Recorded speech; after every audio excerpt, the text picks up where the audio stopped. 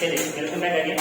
अभी हम देखेंगे यहाँ पे टाइप्स ऑफ अकाउंट्स, इधर रूल्स ऑफ अकाउंट देखेंगे, rules, types, kinds of account देखेंगे यहाँ पे, जो कि सबसे इंपॉर्टेंट माना जाता है अकाउंट्स में। Without these pillars you cannot do anything in accounts, right? So first one is that transactions related to persons. मतलब यहाँ पे दो कैटेगरीज होते हैं यहाँ पे, natural person and artificial person. What is the meaning of natural person? Like that human beings, किसी भी इंसान का नाम आता है यहाँ पे, जैसे कि Mohit account, Siddharth account, Sandeep account, Ram account, Shyam account, जो कोई भी इंसान का नाम आएगा उसे हम क्या कहेंगे? नेचुरल पर्सन कहेंगे, ठीक है। देन आर्टिफिशियल पर्सन, जिस कंपनी को बाय लॉ ने बनाया होता है, no, under the artificial company we made the company with the help of law, because before, for the starting of company, at the time of formation, you have to take care of the law, you have to fulfill the compliances of laws, right?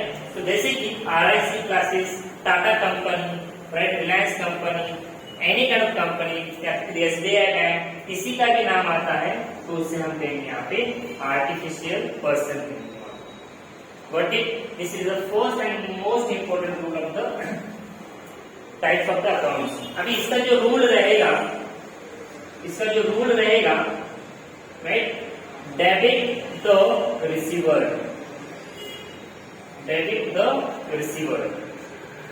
and credit the giver. ये क्या रहेगा इसका यहाँ पे? Golden rules रहेगा यहाँ पे इसका। You can say golden rules of accounts, ये भी हेडिंग दे सकते हो आप लोग यहाँ पे, कि मतलब ये जो आपके रूल्स है ना, आपको याद रखना ही रखना है अगर अकाउंट्स में आगे मास्टर्स करना है तो।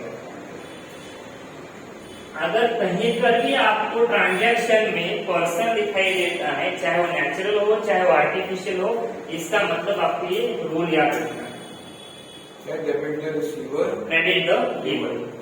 एग्जाम्पल, अगर मैं एग्जाम्पल के साथ बताऊं यहाँ पे, मान लो यहाँ पे ना, यहाँ पे RIC ने मोहित को गुड्स सोल्ड किया है, right? Sold goods to Mohit,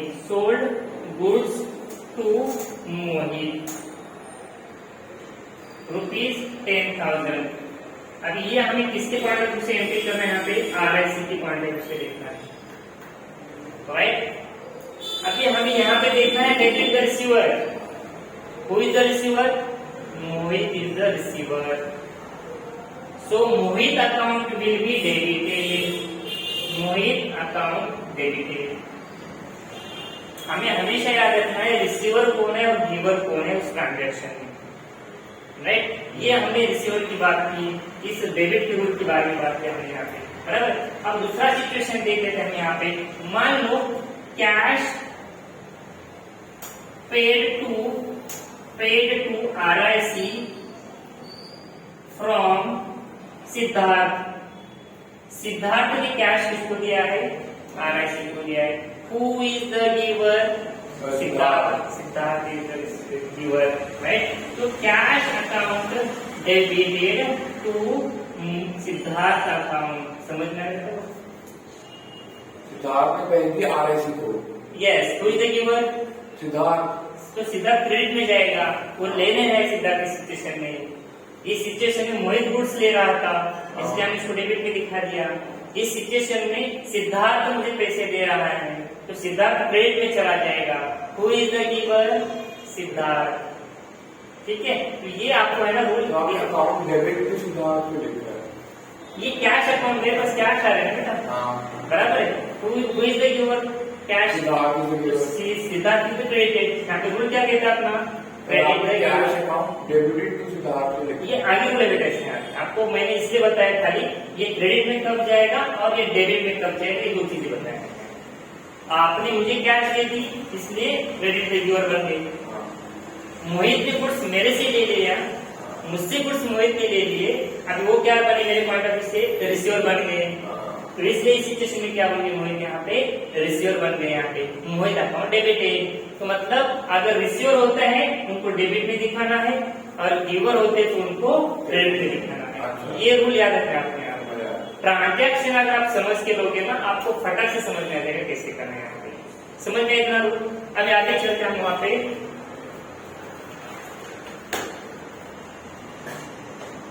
next transaction कौन सा है यहाँ पे, ये रूल याद रखना है आपको हमेशा के लिए। Transactions related to the properties and assets, बराबर है। Transactions relating to the properties and assets, यहाँ पे देखो accounting related to the properties और assets are known as real account. इसको ही क्या कहते हैं, रियल अकाउंट कहते हैं। ये रियल अकाउंट और ये पर्सनल अकाउंट भी कहते हैं, और इसे कहते हैं हम नॉमिनल अकाउंट कहते हैं। जो ट्रांजैक्शंस प्रॉपर्टीज और असेट्स रिलेटेड रहेंगे उसे क्या कहेंगे हम यहाँ पे, रियल ट्रांजैक्शंस कहेंगे, रियल अकाउंट्स के अंदर चले जाएंगे वो। अभी इसमें भी दो टाइप के ट्रांजैक्शंस होते हैं यहाँ पे, tangible real accounts and intangible real accounts, बराबर। जैसे कि मैंने आपको यहाँ पे एग्जांपल दिए थे, अभी इसमें भी क्या है ना, टैंजिबल है यहाँ पे एंड देन इनटैंजिबल है यहाँ पे, बराबर है। टैंजिबल मतलब those assets which can see, which can touch, which can smell it, that is called as tangible transaction, assets कहते हैं उसको वहाँ पे। और intangible का मतलब होता है those assets which cannot be seen, which cannot be touched, which cannot be see, smell it, that is called as intangible. If we talk about the examples, we can take example under the tangible asset, that is called as machinery, building, computer, machine, land. उसके बाद क्या है यहाँ पे, cash, right. इनको हम touch कर सकते हैं सारी चीजों को यहाँ पे, बराबर। These are the examples of tangible assets, right. Now intangible का मतलब क्या होता है, जैसे कि मैंने आपको पहले ही बताया था, goodwill, brand name of the company, which cannot be seen it, which cannot be touched it, but we can measure in terms of money, जिनको हम पैसे में मेजर कर सकते हैं। जैसे कि आज के डेट में देखा जाए तो लोग क्या करते हैं, फ्रेंचाइजी देते हैं। फ्रेंचाइजी का मतलब वो क्या होता है, वही कंपनी फ्रेंचाइजी देती है जिनका नाम क्या होता है, ब्रांड होता है, गुड नेम होता है वहां पे, राइट। जैसे कि एग्जांपल देखा जाए तो यहाँ पे goodwill, patent, copyright and trademark, these are the examples of intangible assets. Basically, there are three types of accounts: personal, real, and nominal. Under the personal, there are two subcategories, that is called as natural and artificial person. Again, when you talk about the real accounts, under this account, there are two subcategories, that is called as tangible and intangible. So, examples of tangible assets are machinery, building, land, computer, vehicle, cash. These are the examples, right? Now intangible में क्या होता है, goodwill, patent, copyright etcetera. Now golden rules of accounts, जब हम assets के बारे में बात करते हैं, प्रॉपर्टीज के बारे में बात करते हैं, तो हमें रूल कौन सा अप्लाई करना है, सबसे इंपोर्टेंट ये चीजें यहाँ पे, ठीक है। Debit what comes in, what comes in. Now credit what goes out. अब देखो भैया, मैं आपके आपको ना ट्रांजैक्शन बता देता हूँ यहाँ पे, पहले ट्रांजैक्शन समझ लेना है। चलिए, मैंने फर्नीचर परचेज कर दिया है, बराबर। Furniture purchased for rupees 50,000। अभी आपको देखना है कि अपने पास क्या आ रहा है। सपोज आप रियल के बारे में ट्रांजैक्शन बात सोचते हैं, आपने अगर कुछ प्रॉपर्टीज ली है, कुछ एसेट्स ली है, तो उसको आंख बंद करके डेबिट में लिखना है। रूल क्या कहता है, debit what comes in, whatever it comes in that will be called as debited. जो कुछ भी आपके पास आएगा उसे डेबिट कहेंगे। कि किसके लिए अप्लाई करना है आपको यहाँ पे, ओनली रियल अकाउंट्स में अप्लाई करना है। प्रॉपर्टीज एसेट्स, आपने कुछ भी प्रॉपर्टीज ली है, कुछ भी एसेट्स ली है, तो डायरेक्टली आंख बंद करके आपको वहां पे डेबिट में दिखाना है। तो ये ट्रांजैक्शन क्या कहती है, furniture account debited to furniture ली है, मतलब what comes in your business, furniture comes in business. समझ में आ रहा है, ये प्रॉपर्टी से रिलेटेड है यहाँ पे, तो फर्नीचर कम्स इन, फर्नीचर अकाउंट डेबिटेड। ये रूल याद रखना है, डेबिट व्हाट कम्स इन, आपने कुछ प्रॉपर्टीज ली है, एसेट्स ली है, तो उसको डायरेक्टली आंख बंद करके आपको डेबिट में लिखना है, राइट। Furniture account debit. तो साइमल्टेनियसली क्या करना है, credit what goes out to cash आएगा वहां पे, क्योंकि एक साइड से आपकी क्या हो रही है वहां पे कैश फर्नीचर आ रही है और दूसरे हाथ से आपकी कैश जा रही है वहां पे, तो कैश अकाउंट आएगा यहाँ पे। अभी समझ में आया ये कैसे अप्लाई करना है यहाँ पे। ये 50,000 और ये 50,000 बेसिकली डुअल एस्पेक्ट कॉन्सेप्ट हमें फॉलो करना है। डेबिट में जो अमाउंट रहेगा वही आपका अमाउंट क्रेडिट में भी रहेगा। इसे कहते हैं डुअल एस्पेक्ट ट्रांजैक्शंस कहते हैं यहाँ पे। समझ में आया। जब भी प्रॉपर्टीज, जब भी एसेट्स की बात करते हैं तो आपको ये रूल याद रखना है, debit what comes in and credit what goes out. आंख बंद करके वहां पे रूल याद रखना है। Is it clear. ये था हमारा रियल अकाउंट से रिलेटेड था। रियल मतलब जो एग्जिस्टेंस में है, जो जिसको हम टच कर सकते हैं, देख सकते हैं, उस टाइप में। ठीक है।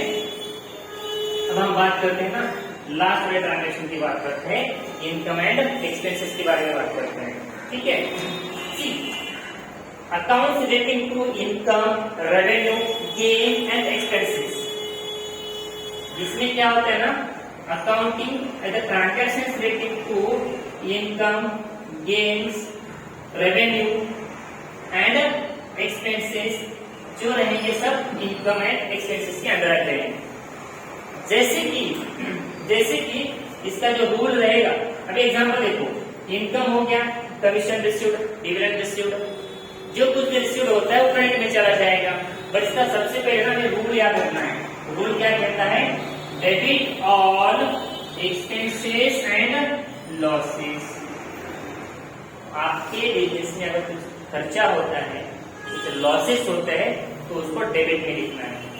मान लो मैंने अपने स्टाफ को सैलरी दे दी, मेरे लिए एक्सपेंसेस हो जाएगा, बराबर है ना। तो मैं क्या लिखूंगा, सैलरी अकाउंट लिखूंगा यहाँ पे, बराबर है। और यहाँ पे लिखूंगा credit all income and gains लिखूंगा यहाँ पे। रूल सही, आपको जो कुछ भी इनकम होता है बिजनेस में, आपको क्रेडिट लिखना है उसको। आप commission received, dividend received, rent received, कुछ भी रिसीव्ड होता है टू कमीशन। मान लो इसका एग्जांपल देता हूँ यहाँ, इसका एग्जांपल यहाँ पे कमीशन रिसीव्ड ₹5,000, ये क्या मिला है, कमीशन। कमीशन किस में मिलेगा, कैश में मिलेगा। जो हमें कमीशन जो मिलेगा ना, कैश में मिलेगा। ये रूल क्या कहता है हमें यहाँ पे, जो कुछ हमें इनकम मिल रहा है ना, वो हमें क्रेडिट में लिखना है, जो जिस बेस से हमें मिल रहा है। अभी cash account debit, cash account debit, credit all income and gains. क्या मिला है हमें वहां पे, अभी कमीशन मिला है। क्या मिला है, कमीशन मिला है यहाँ पे। तो यहाँ पे लिखेंगे हम यहाँ पे कमीशन अकाउंट 5,000 एंड 5,000, बराबर है। ये क्या रखना है ना। अब ये तो मैं नॉर्मल ट्रांजेक्शन बता दिया कि यहाँ पे कैसे अप्लाई होता है। अगर मान लो हमने सैलरी पेड की है, वहां पे सैलरी पेड ₹10,000, रूल क्या कहता है भैया, यहाँ पे debit all expenses and losses, debit all expenses and losses. मतलब आप सैलरी पेड कर रहे हैं, इसका मतलब हमारे लिए क्या हो गया, वो एक्सपेंसेस हो गए, राइट। तो आंख बंद करके क्या है वहां पे, सैलरी अकाउंट डेबिट, एक्सपेंसेस क्या है, डेबिट ऑल एक्सपेंसेस। समझ में आ रहा है। उसके बाद क्रेडिट में क्या लिखेंगे, to cash account, to cash account. ये किसका अप्लाई हुई है यहाँ पे, क्रेडिट कैश गोज आउट। समझ में। ये तो मतलब आपको रूल्स याद रखना है कि ये रूल्स और फंडामेंटल्स जो है ना, वो आपको याद रखना है यहाँ पे। ठीक है। अभी हम नेक्स्ट सेशन में क्या करेंगे ना, पूरे इसके ऊपर न्यूमेरिकल प्रॉब्लम सॉल्व करेंगे। ठीक है। Thank you.